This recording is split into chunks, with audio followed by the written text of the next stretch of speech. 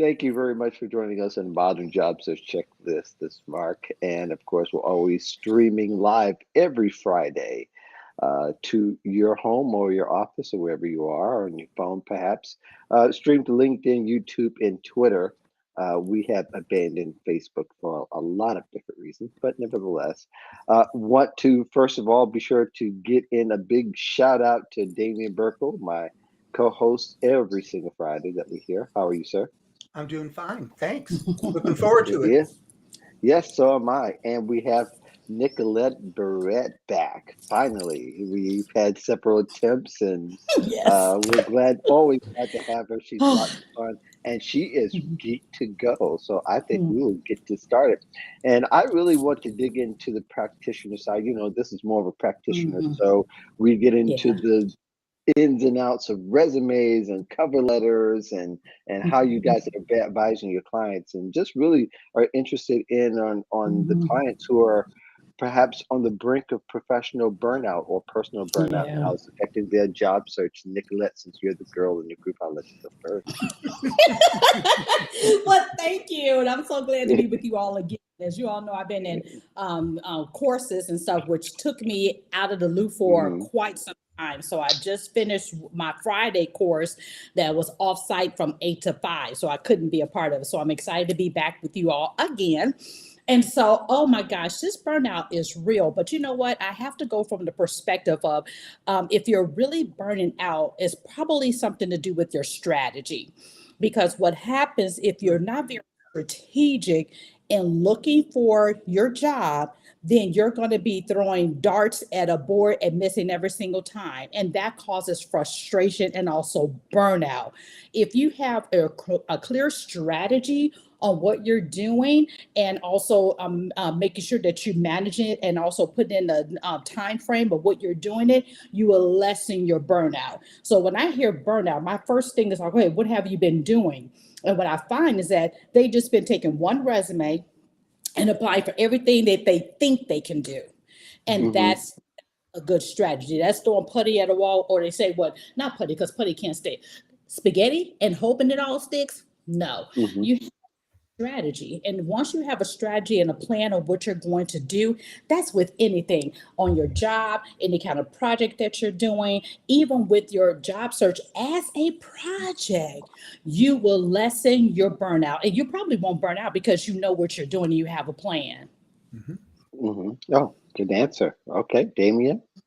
And building on what Nicolette just said, I know when I was job searching, you can become obsessed with finding a job. And now with the internet being the way that it is, you literally can become a 24/7 job searcher. And Mm-hmm. I was working with a candidate, top shelf executive, uh, Hmm. nothing but success her entire life. And then her entire division was obliterated. And Mhm. she came in 2 months into it, and I could just, you know how sometimes you can just feel the Mhm. tension crackle. Yeah. Right. And we were talking about it, and sure enough, 24/7, got to get a job, got to get it now, et cetera, et cetera. And finally, I said, "Would you consider doing me a favor?" And she said, "What's that?" I said, "Today's Friday. Go home and at 5 o'clock, turn your computer off and do Hmm. not turn it on until Monday." She said, "Well, I'm going to miss all these jobs." I said, "No, you have, your job agents working for you, and you need to relax, number one. Number two, consider making a romantic candlelit dinner for your husband because they've Oh, had please. problems and never had problems before, and just relax, go outside, go to a movie, do anything that's not related to your job search and do it well." And do you know, she came in on Monday and she was a brand new person. Uh, See, Hmm. good counsel. Mm. Yeah. Yeah, well, I tell you, I'm gonna jump. Damien, you created quite a web for us to weave Mhm. through here because Yes. there's several things I like there's several layers I like to cover here. One of Mhm. them is the fact that I think people are obsessing over jobs, or are they obsessing over money or the lack of money? Because I think Mm. what I find is that the more people going for a long job search, it might be depleting their funds, or might have already depleted their funds, and they're under a strict diet of spending, and that tends to add a whole lot more stress than anything else. Mhm. There's also the fact that there's family that might be saying, "Hey, you're not working hard enough," when actually you are. It could be strategy, but this doesn't mean you weren't working hard at something or some Right. way or someone. So I think people kind of have two different understandings of what working hard is and working smart is. Because in for most people who have jobs and are not looking, or maybe never look, or will not empathize with somebody looking for a job, means that the efforts being given, that they're at home, or they're wherever they are, making calls, applying to jobs. How many did you apply today? Remember that Yeah. question? Do you Uh-huh. remember how much that used to matter? And how Yeah. much, for a lot of folks who are behind the eight ball these days, is still asking that question, and no matter how irrelevant that question is, it affects the way that people are job searching. So I just want to throw those things as a caveat to kind of let's break that apart a little bit, as far as what this really looks like, maybe what people are really saying, where they're telling you that they're burnt out, or maybe the fact that burnout is going to be inevitable, and how you can maneuver around it. Nicolette? That is such a great perspective with that, because you never know what's going on in someone's household, or you don't know what's Yeah, going on with somebody's bank account.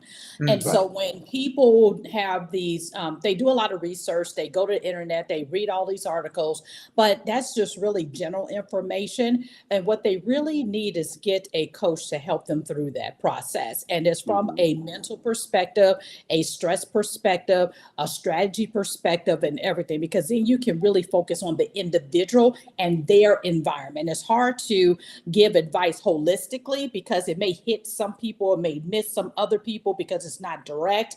But one of the things that I would recommend is that people just take a step back. I love what Damien said, just really taking a step back and relaxing, because it may be some Hmm. stressors, and identify what that stressor is and figure out a way to overcome that stressor. Now, the way that if they don't engage or invest in an actual coach, and look for that specific information on the internet instead of just Hmm. general job search stressors. What is your particular stress?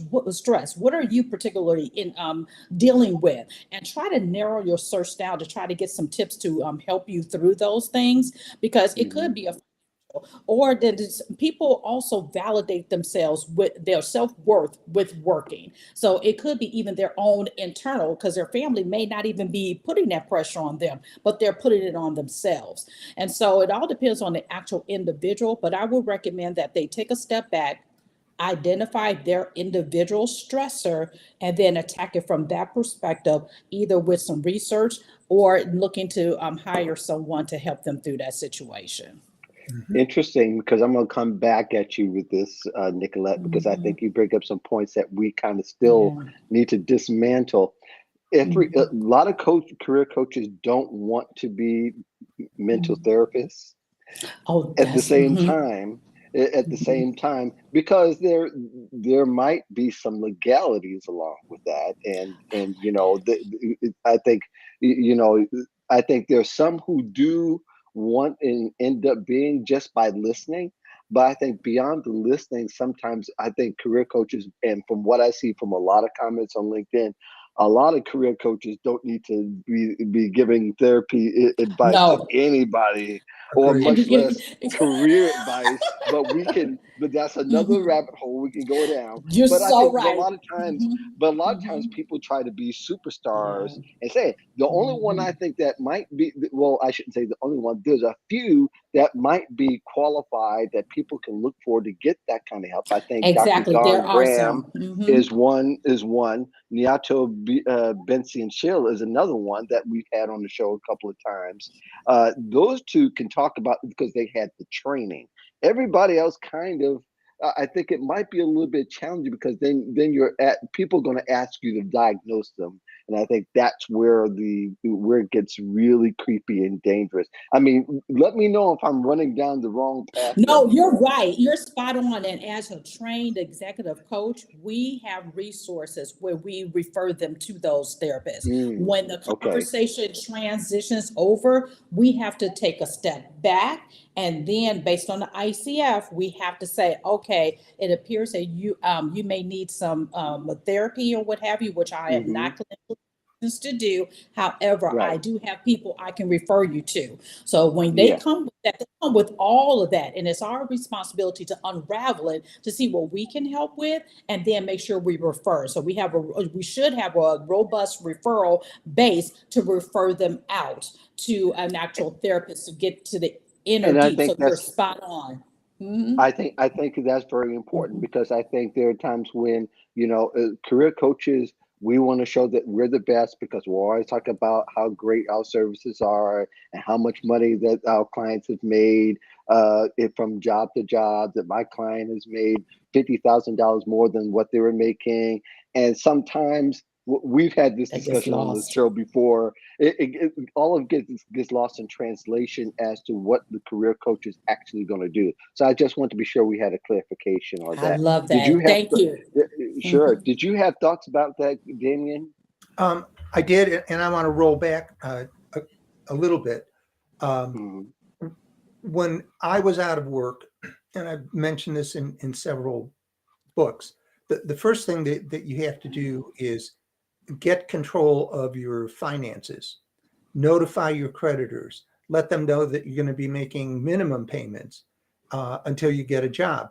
Let your bank know that you would like to get a forbearance on your mortgage, which means you make a minimum payment, and I'm sorry, you pay interest every month, and then the actual payment goes on to the very end. That way, you're reducing your outflow. Another thing, this worked really well for us when I was out of work.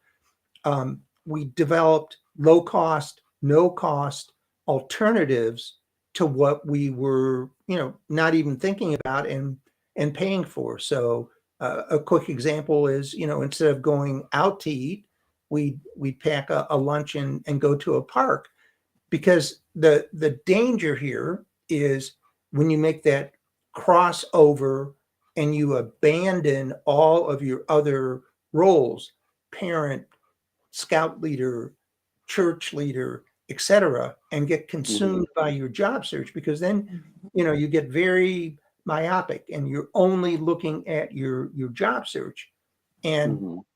it can really make your life extremely intense. And instead of being proactive, you become reactive, and that can spill into your home life. And if you have kids, trust me, they will feel the tension. They may not Yes. know exactly what's going on, but they're going to feel the tension. And I'm not saying that just by doing things like that it goes away, but you do establish a modicum of control. Another thing I did, it was just like a head trick, but instead of being overwhelmed by worry, I would actually schedule in a worry time from 3 until 4 every day. And so when I found myself going off track and catastrophizing, um, that's actually a word I created.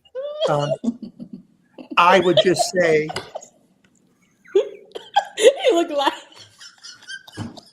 you like, and that is a real word. We coaches know that's a real thing. Yes, I'm with you, David. I know exactly what It's you're just that the talking rest of about. us, become a little lost in the translation, right? That's That's ICF it's all great the that it way. fulfilled you two's dream, but the rest of us are I'm okay. tickled. Okay, go We could ahead, take. David. I started going through the root words: cast, drop. Right, breaking it up. Yeah, yeah, yeah. I started breaking up. So you had me more thinking than listening to what you were saying. But continue, Okay. please. anyways, catastrophizing is when you only think of the Mhm. worst that's Worst. could possibly happen. And Mark, in Yeah. my case, I literally envisioned myself on a park bench with Mhm. 2 days growth of beard, in a bottle of Mad Dog 2020, half drunk, divorced, bankrupt, et cetera, et cetera. And I mean, I really believed this. I thought for sure it was going to happen because, I was such a loser. I mean, I thought I had loser tattooed to my forehead and will work for food tattooed to my chest. And it's only by recognizing those things and then planning around those inevitable feelings that you're going to encounter that enables you to, again, retain or regain a modicum of control. And then I'm going to jump forward a little bit, and that is, yes, families can try to hold you accountable for the number of jobs that you've posted for, et cetera, et cetera. And what's important is to set up a barrier. And what I did was say to my wife, I've got this, I'm working on it. Once a week, I will update you on everything that's going on. Other than Nice. that, I'm your husband. We're just not going to talk about it. And the second time I was unemployed, my mother would call every day. Wow. Damien, have you gotten a job yet? Oh, that's stressful. Yeah, that is stressful. And I think that it looks a whole lot different now than at any other time in history that we've, gone through unemployment, because really it can be simple, but it's not as simple when people lose jobs, or even just for the fact that they are maybe even employed and they're working and looking for a job outside of where they're employed because they want to get out from under a toxic situation. I mean, a lot of times it isn't their fault, but yet people treat them like it is their fault. But this conversation is to be had, because I know that over time, I had when I was doing clients, and I remember one time uh, I had a married couple. They were both my clients, and they were once upon a time married to each other, and but they didn't know that I was helping both of them. That was a very interesting situation. But all to say, all to say that there was a stark difference between both the couples and what they were going through now. And I also was able to glean who put who under what kind of pressure when they were both married to each other, because of the way that they created the next family dynamic. All that to say is the baggage that you had before, you're going to carry with you through different relationships and different struggles in your life. And unless you deal with the baggage that you had there, it's going to continue to follow you around like a shadow. It's going to be inevitable that if you handle stress badly in these situations, when it comes to things that get worse, it's only going to get worse. So you've got to know what your stress level is as well, so that you can respond in a way that's going to, not scare everybody around you, or even if you just feel like you're by yourself, which is not a good idea to do as it is. You should always try to job search with other people that you know that are looking and that you can help each other. Um, that there has to be the more you know ahead of time, the better things are going to do. So you're going to come across different obstacles, whether it's going to be time, money, or space. You'll have to try to deal with those early on than wait till they come up, because as you travel along, you get closer to an object, the larger it actually seems when it's been the same size the whole time. So I think that's one of the things that as people get advised about burnout, they have to realize you've got to deal with the burnout. You Yes. can't ignore it, because it's an unrealistic view when you're in it then, and everything becomes obscure. Did anybody want to add to that before we move on to the next? Okay. All right. What I was Just go ahead, Damien. what I was going to say very quickly is, when you are out of work, you go into an immediate professional identity crisis. And in my case, Okay. every skeleton that I had in my closet just came roaring out. Mhm. And Hmm. in addition to trying to find a job, I had to deal in one way or another with all those other issues that, you know, I don't want to say were tamped down, but were things that in daily living really weren't a big deal. But all of a sudden, it is a big deal because your entire professional world has been blown apart. And the typical thing to Mhm. do is to say, it's my fault. I'm never going Yep. to get another job, Internalize it.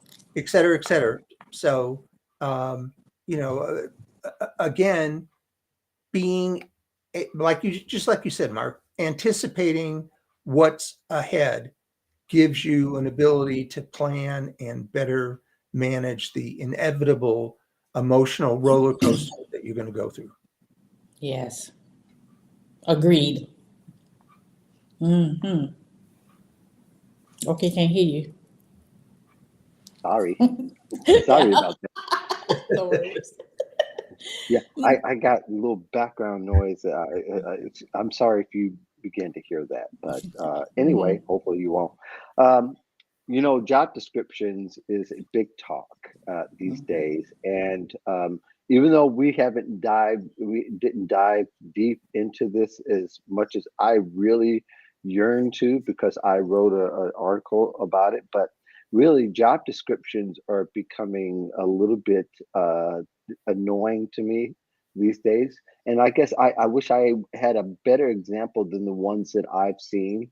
But sometimes even these job descriptions are at times are kind of just kind of fishing, or what I call job fishing tactics, where they'll Mhm. lure people in the job. Then when people get in the job, it also becomes a great big mirage, an illusion, Mhm. and it's not, that Mhm. really wasn't the job. I don't know Yeah. if you guys have experienced it or if you're seeing that, or if you, but um, if it's hypothetical, or maybe you've had a situation where you've helped a job seeker navigate some of the job descriptions, which might be more vague than what you need. Now, let me throw one thing out here. Networking, we know what helps solve a lot of the guesswork. If Mhm. you've done it well, and that you've been able to even talk to the person that has had the job or has the job. But what are Mhm. some other strategies I want to be able to get to help job seekers navigate and help them to understand how they need to look at a job description and where to go from there? We'll start with you again, Nicolette. Okay, good deal. Because yeah, some of the things that I've been seeing with the job descriptions and people come to me about is not only is it a mirage, but it's almost too much information in there, seeming like they are putting two jobs in one and not Hmm. necessarily aligning the pay accordingly. And then another thing I've also experienced when people come to me, they are disillusioned because yes, they got in the job and all of a sudden it's not what they said it was going to be. And one of Hmm. the things I coach a lot of clients to do is making sure that they get someone that's internally in the company and get on their calendar for like a 15-minute virtual coffee chat and just Hmm. ask them about the actual role, the culture of the organization, or what have you. And get, if you can find someone that's actually in that role specifically, because it may be a team, that would be even better because then you could get a better idea of what they really do day to day. And then just Right. ask those questions of the recruiter and or hiring manager to see what a day looks like. And then that Hmm. way you really measure whether or not if that's something you want to move forward with or not. Now, I won't say that sometimes things do change because in our environment, companies do evolve and change. Not to say that, oh, you only hired me to push this button, now you want me to push the other button, I'm out. No, I'm not saying that. But when the job actually changes into something totally different, where you didn't sign up for something like that, then it's time to move. I'm gonna give you a case example. I'm talking to a young lady now. She actually gave me the example. She said that they hired in some people to be community health workers, and that the community health worker, what was happening is that the gentleman came in and he wanted to be out in the community, but the role Hmm. actually had him making phone calls to community, to people in the community. He said, well, I didn't sign up for that. I want to be in outside with the people, getting to know the community as a health worker, making sure they have the actual thing. So he left the organization. And my counsel Hmm. to her like, okay, as the manager of this, I said, well, it looks like you have something wrong with your job description. I said, you need to go back to your leadership and hire for two, those who don't want to be that involved with the community face to face, who are actually good at pushing paper and filling out forms or what have you, making calls. Hmm. And those people who are actually willing to go out into the community. She said, I've never even thought about that because the job description just says that one thing. I said, so you're losing good people wrongly, and now you can't get people to go out. I said, so that's actually two different job descriptions, one that's an external and one that's an internal, still helping the community, but doing it in a different way. So actually, I can't wait till she come back to let me know if they bit onto that. And I said, tell them to hire me too so I can help them. But anyway, that's what I Right. saw. But that's what it is. It's like they're not revealing everything that goes on, but for the job seeker themselves, it's still upon you to do your investigation. So don't be afraid to network and reach out to those individuals that are in the role so you can ask. You don't always have to talk to the manager, talk to the people who are actually doing the job, and then you can really find out what's really going on internally at the organization. Yeah, I have something to say about that, but Damien, Mhm. go ahead. I'll let you go first. Sometimes you go under in filling the position, Mhm. and things are humming along, and then all of a sudden there's a change in management, and Mhm. your entire career track can be impacted, and your job can be impacted. I can remember uh, us, our title changed, the way that we did business changed, and I'm not the most detail oriented kind of guy. And all of a sudden, all of this stuff, detail stuff, Mhm. was suddenly dumped on Hmm. me and the other people on our team. And I went into my boss and I said, "Listen, I'll do whatever you want me to do, but you need to know that you have one of the highest paid clericals in the building. And if you want me to spend, 8, 9 hours a day doing data entry, that's fine. But all Mhm. the other stuff that you really need is not getting done." And Mhm. I'd say within a month or two, all of a sudden, I went back to what I was doing best at. So even under a good situation, you can go Mhm. in under one set of circumstances and then Yep. have it change. And Mhm. if it would have gone on, I would have failed because that was not my skill set. And if Mhm. you see that, and you can see that it's not going to change, then yeah, it's time to get moving and go where your strengths are instead of being set up for failure. Yes. Mhm. I was at the Career Thought Leaders Conference last week. Was it last week? Last week? Uh, I'm forgetting my weeks now, but yeah, it was last week. And one of the things that was talked about is how there are some companies have started already doing video job descriptions. So you really get a person talking about the job as opposed Mm. to reading it from the job. Now we can say in all discussion that some job seekers misinterpret a job description and may think it's one way when it might be the other. Let's give that. But at the same time, there are too many times when people have experienced where in putting out and posting and publishing a job description, they'll say they don't have the time. They want to get somebody in there, so they'll use what they wrote 10 years ago, and that job hasn't been done in 10 years, really. So therefore, to me, it's no different than what scammers are doing now. And what scammers are doing is they're doing a thing called job phishing. They are writing a Mhm. real, they're writing a job description that's kind of real, but the company is fake. And Mhm. all they're doing is trying to get people's private information. So they have them go through a hiring process, and people actually leave their jobs, but they end up finding out that this was all fake.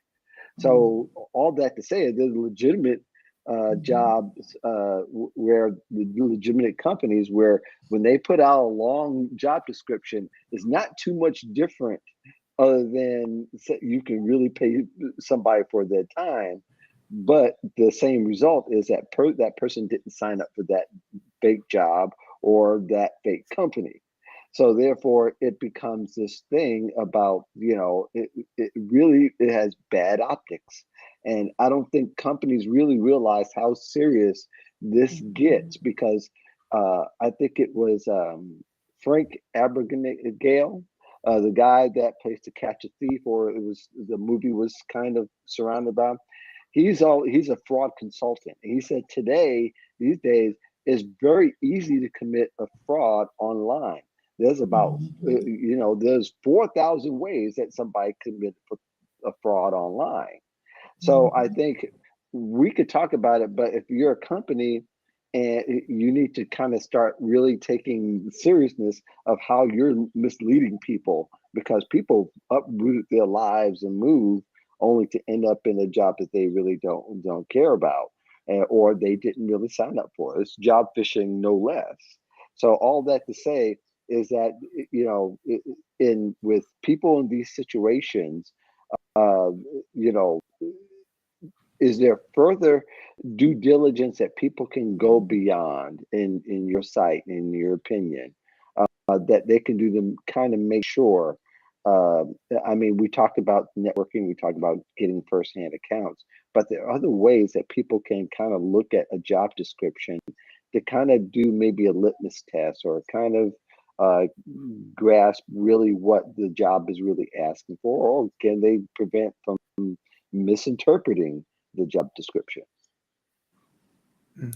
Wow, and that's the first I've heard of the job description phishing. I've heard of resume phishing, where you will get an email to say, apply for this high job, send me your resume. Oh, I can't get your resume to go through my system, but I recommend you paying for this service to reformat your resume and all this kind of stuff. Hmm. I've heard of that, Yeah, but what I always yeah. go back to, find someone, first of all, find the company if you can. I mean, it's not going to be 100 proof, because they can still create fake companies, they can create fake people that you can find to talk about the job. But I think you still have Right. to go out and look for who's actually doing the job. It goes back to making those connections. And when you make that kind of Hmm. connection and also ask about it, that's one way. And then maybe just do some research and see what others have said about that organization before you leave your company. And then the other thing is Hmm. probably kind of out the box and unconventional. When you're accepting an actual role, before you quit your role, why don't you take a leave of absence for maybe 2 to 3 weeks to make sure it's an actual job? Take PTO or something. Interesting. And yeah, and so if your start date is May 1st, don't tell your company. Say, okay, I'm going on vacation from May 1st until May 10th or something. Then show up that day for that job to make sure it's real. And if it is real, then you could put in your notice. But that's the only for sure way, instead of just flat out there giving you a party, you're going to go start this job and there's no job. So if you have Yeah. PTO time or vacation time, or you could take a leave of absence for a week or two, just to see. And most companies will let you have a week or two, because it's not like you're going to be gone for a long time. Do that first and make sure it's legitimate. That's the only thing I can offer about that. And that just really hurts my heart to hear that. I'm like Now Pauline. let me let let me add a little bit more context to this. There's this British company, actually, with these British scammers. They made it all up. But when you're working virtual, they can actually Mhm. show people actually working, Yeah. and See.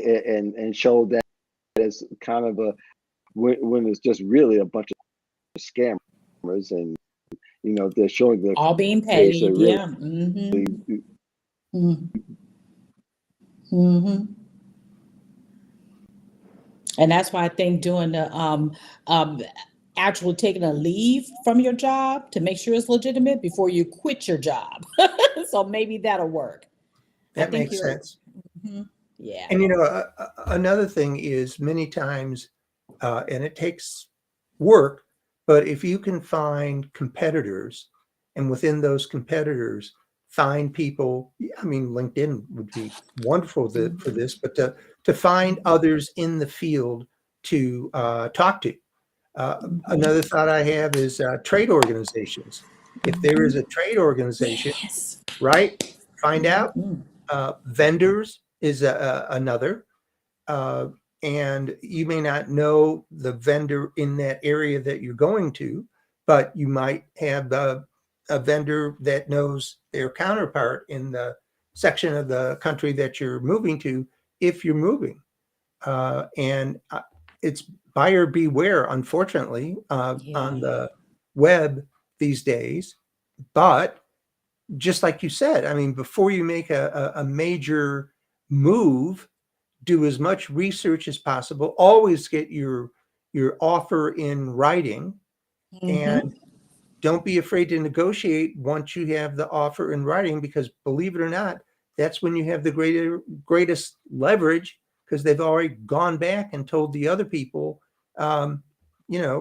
we've chosen another candidate. Mm-hmm. Yep, But exactly.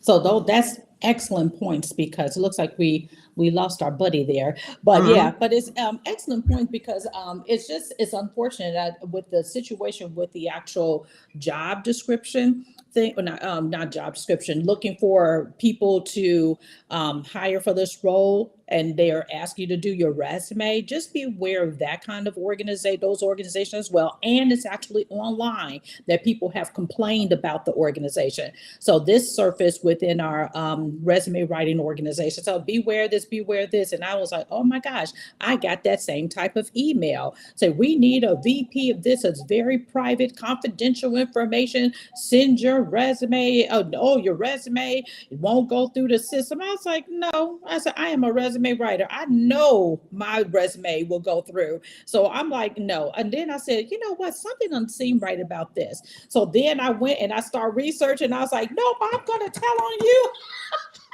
I told my resume writer organization, I said, I fell for that because they were looking for a VP of this, and that.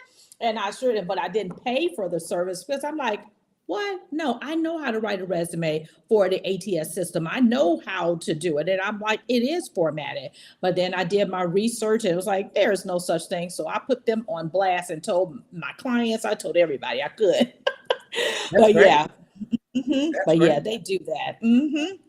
Yeah, so Uh, that breaks my heart about the people actually leaving their job, thinking that they have a job, and only to find out there is no job. That's mind blowing for me.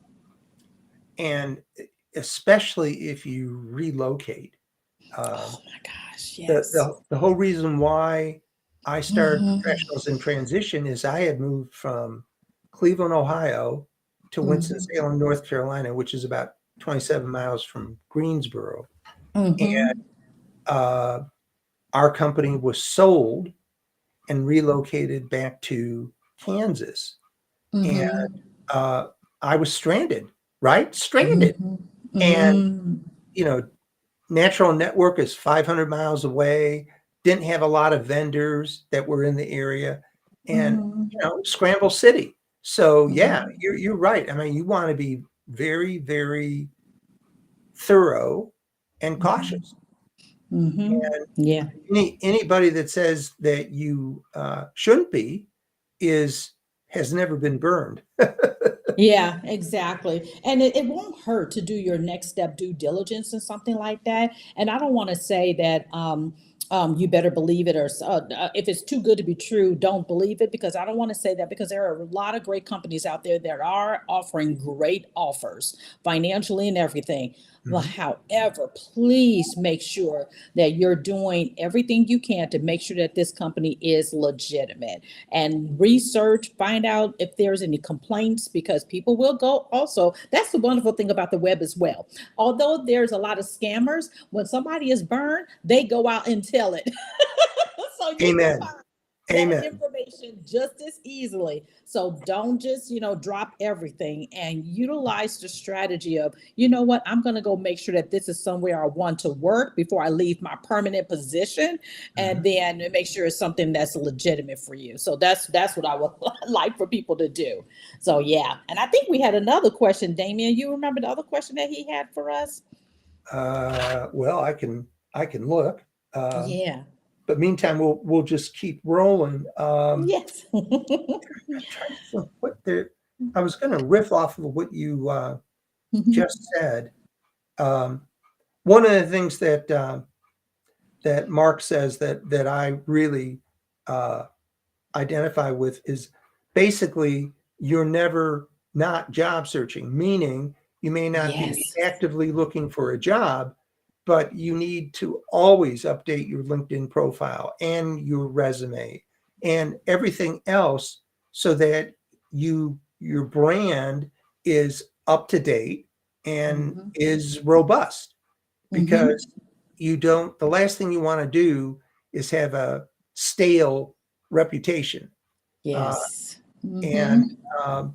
that mindset then will create a situation where you will just, without even thinking, automatically record problem, action, result statements, results Mhm. that came about because of you, Mhm. and results that came about as a part of the team.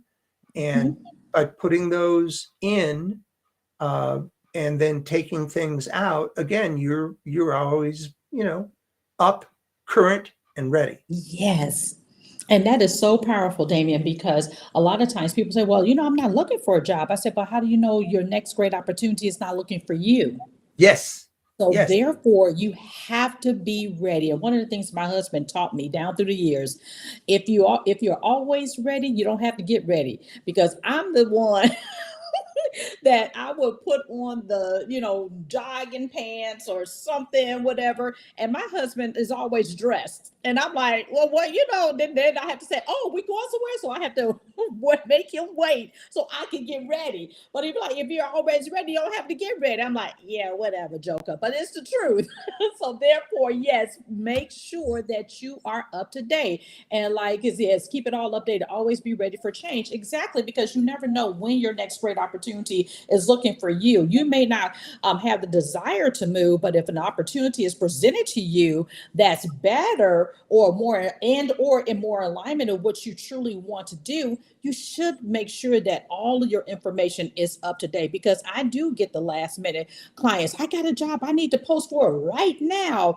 I'm like, okay, so that comes with an upcharge because I got to push everybody aside to hurry up and allow you to make your documents and LinkedIn pop so you can actually apply for it. But if you're already consistent with that, updating your information every 6 months, every year, and put it on your calendar just to do it. It's part of housekeeping. And that's also going back to what I always talk about. You have to be in control of your own career. Don't let anyone else control it for you. That's when you are the CEO. And when you're the CEO, you're going to take care of business and make sure all your departments are running properly. And that LinkedIn and your resume is your PR department. Make sure it's up to date. Mhm. absolutely. And Mhm. the other thing is, um, always continue to train, always Mhm. continue to polish your transferable skills, Mhm. because your transferable skill set is your job security. Mhm. Because a Yes. company can take your job away from you, but they cannot take your transferable skills and other No. God-given talent. And so if you live in this area of knowing that you're ready and knowing that you're very effective in what you do, then you may have one of those kind of bosses, and I have had my share, but you don't get intimidated easily.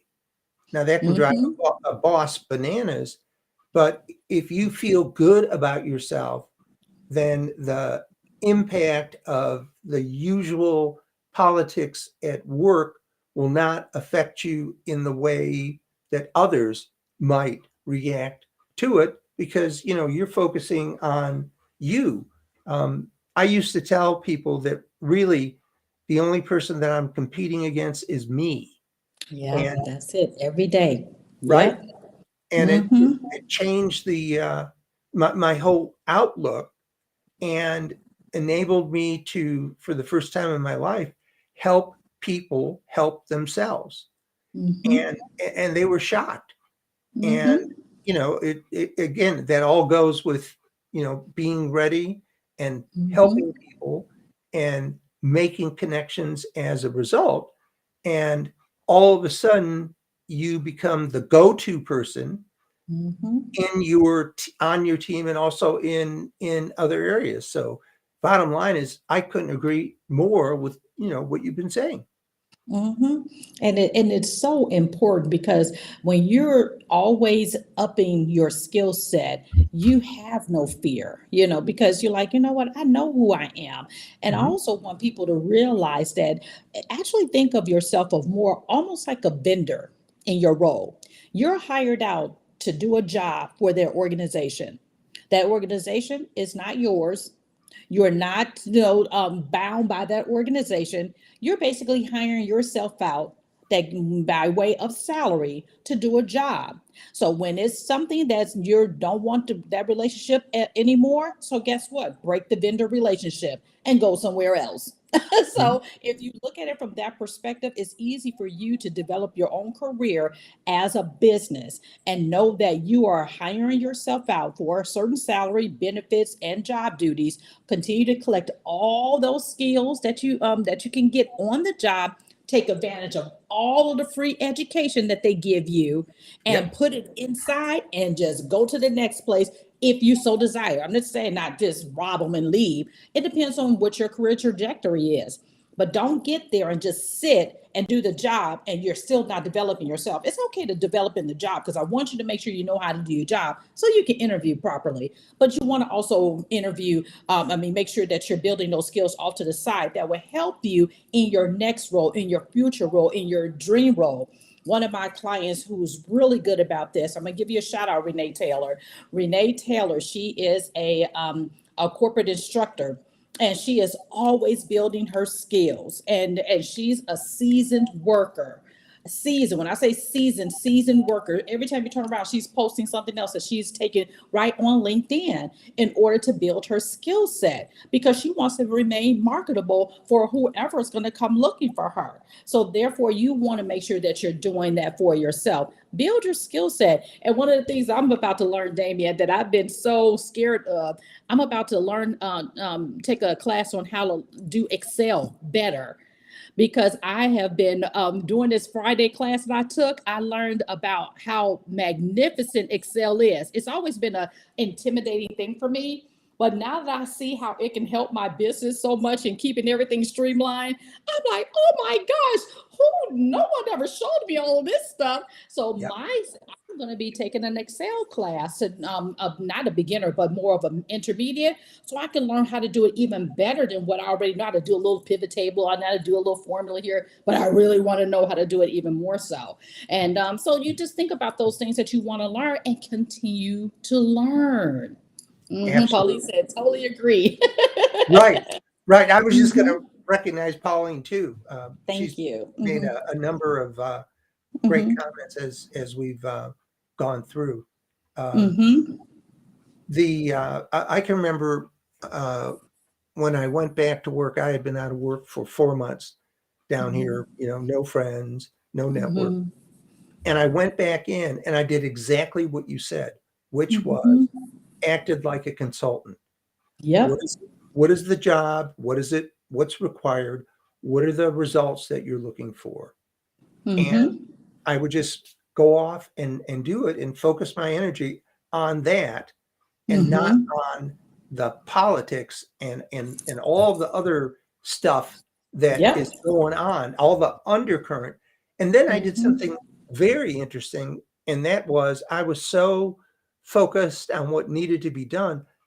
I basically dropped off of the grapevine.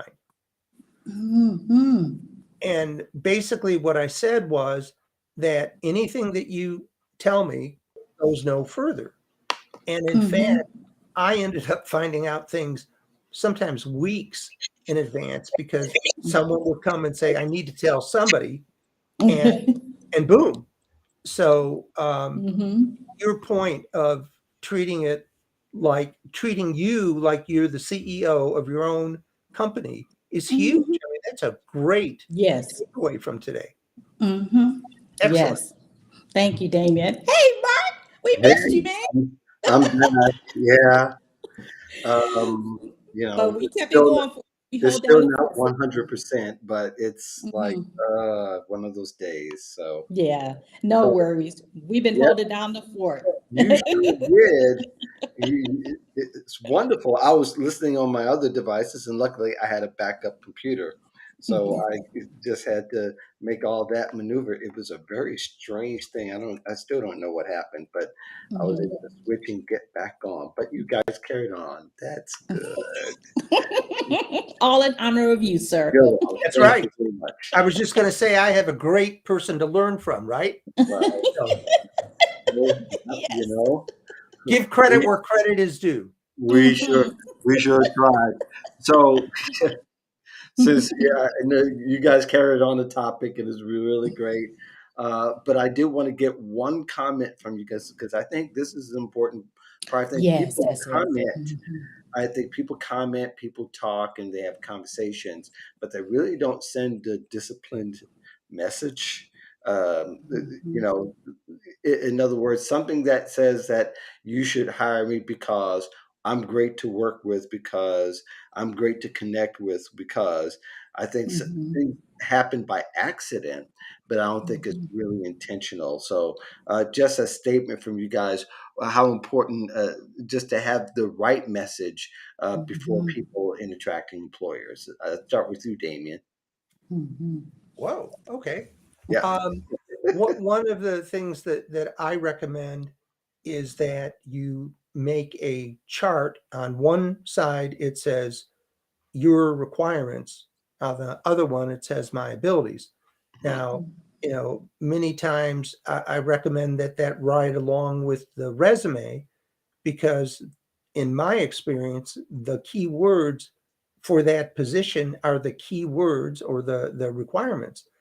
And you are basically sending a message saying, I am excited and qualified for this position because you Mhm. list the requirements, you match it with your ability, and you're communicating to them readiness, willingness to do whatever it takes, and OPS. You Mhm. hit 90% of the buttons or 95%. And in many cases, it leads to an interview because of the fact that you took the time to show them in advance why you are qualified for an interview. Yeah. Yeah. Good Mhm. stuff, Nicolette. And that is so true because when you're having your actual ideal message, you don't have to lead with your title. A lot of times people say, well, I am a marketing analyst or I am the CEO of this. Who cares? What I want to know is your value statement. What do you bring to the table? How can you translate your skill set into one statement that would allow the other person to see you? One of the things I love doing for my resume clients is creating those statements, those hook lines Mhm. on their resumes and also for their LinkedIn profiles. So therefore, when someone's looking for them, I take the essence of who they are and then make a short sentence that actually hooks the person in to be able to say, "Oh, now I know the crux of who this person is." And it goes based on just brain dumping everything out and say, "Well, what am I really good at? What am Mhm. I expert in? What do I really want to portray for this opportunity?" And sometimes you may need to have several. So if you're interested in, different perspectives or different roles because you still have the skill set all still in the same industry, just talk about that one, talk about that other, and talk about that other, and make sure it is so concise that you can roll it off your tongue. You don't have to sit up and memorize it. And then it hooks them enough so they can ask for additional information. One of the things that my tagline says, land the job of your dreams and create a career that rocks. So then that opens up a conversation. Okay, well, what does that mean? What do you do? Then I can talk about everything else that I do. But in that sentence, it tells you exactly what I do, but it opens up the conversation. And that's what it's about, creating a tagline, creating something that opens up the conversation by way of getting granted an interview. And I think even based on what you guys have already said has been really great. I think when you go to different classes and you go to different things, or even while they're live in Mhm. person, that those keywords that you use and those key messages are included in your bio, and then include it in what you send out as a post, and make sure that people can find them. There's a great thing when you use hashtags on Twitter and LinkedIn. You've bookmarked some conversations for people to follow you for, because the more they begin to see you under those hashtags, that's more they're going to associate you with. So you could do that online as well as when you do go offline. Love it. You go to a meeting, you go to have conversations, you're using those messages. And I really do think that there's a lot of value when you've prepared whatever you're going to say, and you've crafted in a way that is really specific and detailed towards your audience. So that if you're talking to a project manager, you're talking to somebody that does software engineering, or whatever. We always use tech because it's just easy to access. But all that to say is that you're connecting, and you're going to grab people's attention by those words. There was a story once that I heard where this guy was preaching overseas, and he was from America, and he was in London, and he was trying to tell a story to get people to listen. And so when he sees certain ethnicities walk by, then you say, well, they say Muslims are very hateful, and this, that, and other. And that would get somebody's attention. But then he would go on to explain further what his message actually is. I'm I not love saying it. that you should do that. I'm not saying you should do exactly that. But I think the idea is that you want to catch people's attention, and the way you could do it through wording could really help your cause in is advancing, and get people to think more about you, that are aligned to your profession and to your message and to what your values are. So I think all of that's really good. We're 2 minutes before the hour. I'm sure Nickquolette needs to get back to work. Thank you very much for joining us here. Uh, One thing that you got coming up happening, are you going to be on Oprah? Do you have a quote coming over? Are you going to are you going to be? You have a podcast appearance. This is your time to brag right now. What you got going coming? Okay, so one of the things I do have coming up, I am honored to be a part of the STEM summit coming up. And if you've seen those Okay. posts, I'll share that as well. That's going to be on May 25th. So I'll get to talk to all my techie people and engineers all about how to advance their selves in the market as well. So that's on May 25th. I will post it again. So follow me on LinkedIn, and that is my long name. You put in NICKQ. I'm the only one that'll pop up, and then connect with me. I'll make sure you have that information. Good deal, Thank you. Damien. I am actually in the middle of writing an article for Authority Magazine. So I am looking forward to that. Yeah, I did that a few months ago. So Yeah, I remember seeing that in your comments with Yitzi, right? yeah, with Yep. David Yitzi. Yeah, I did that a few months ago, back in November, I think it was. It was Mhm. a long process, but nevertheless, Yeah. So I found out. yeah. Um, Nice. I've got in the Tribune papers, the physical papers, this past Sunday. I had a quote included, and I think it went to a lot of the Tribune papers, including the Chicago Tribune, which is Yay, prestigious. Good for So you. that was kind of cool, and got some other things that are coming up. All it seems like things are always coming up, but yeah, things are going on. It's really happening, and thank you very much for joining us. We're going to let you go because Nickquolette needs to get back to work. And Thank you so much thank for having you. me. Yes, It's always a pleasure being with you all. You too, Damien. Such a pleasure. I'm always honored to be on with you. always Thank you. glad to Vice have versa. you. For the rest of you, we'll be back next Friday. We'll see what happens then. In the meantime, peace and the battle of love. We're out of here. We'll see you next Friday.